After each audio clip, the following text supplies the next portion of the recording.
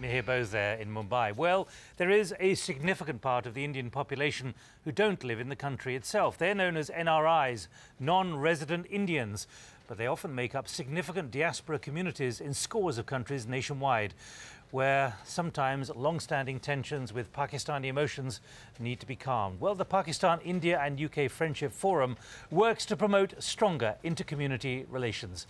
The BBC's Matthew Amraliwala is at their event in central London. Matthew.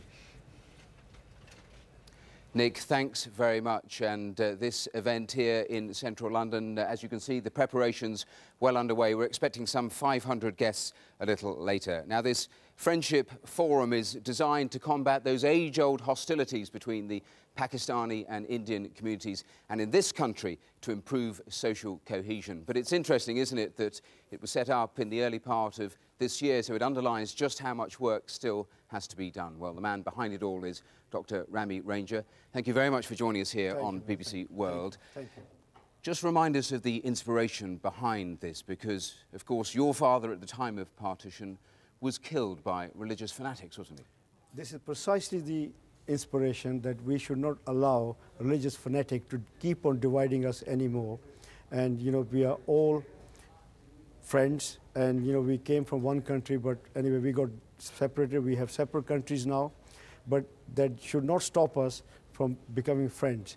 And that is the background that I was born in Pakistan. I came, I found Pakistanis so close to me, yet we were not friendly toward each other because of the history. The 60 years after the independence, we would like to put that behind us. But I made the point there. It is interesting you've set up the group here this year. It shows how much of that hostility, those difficulties, well, it still remains in some form.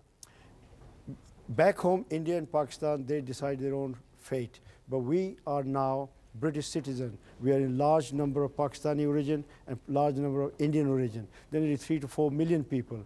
And with the increased globalization and we becoming interdependent on each other, we have Pakistani doctor treating Indian patient, Indian doctor treating Pakistanis. And yet, some of the guests who will be coming here a little later are concerned, notable guests, that in this country we're going rather backwards in that direction. But this is why we want to make a start that have a people-to-people contact, because if Indians cannot bring Pakistani forward, or Pakistani can't bring Indian forward, then nobody can, because we had common history, common culture, common root, common heritage, and common sense of humor. So what makes this more than a talking shop, though? Because it's interesting, the age definition of the guests here, not a great deal of young people who often are at the sharp end of all of this. But luckily, the old guards are not that many now, because the age group we are expecting is from 20 to 45, and maybe my age 60.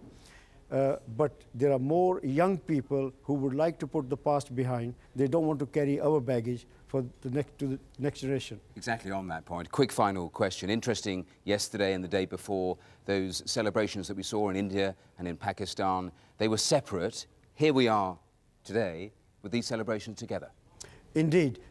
60 years, as I said, is a long time. The world has changed. Our aspirations have changed. Now we need to change the attitude. We need to change the formula if we need to change the result. So by coming together, celebrating each other's Independence Days together, it is a statement we are making that we are proud.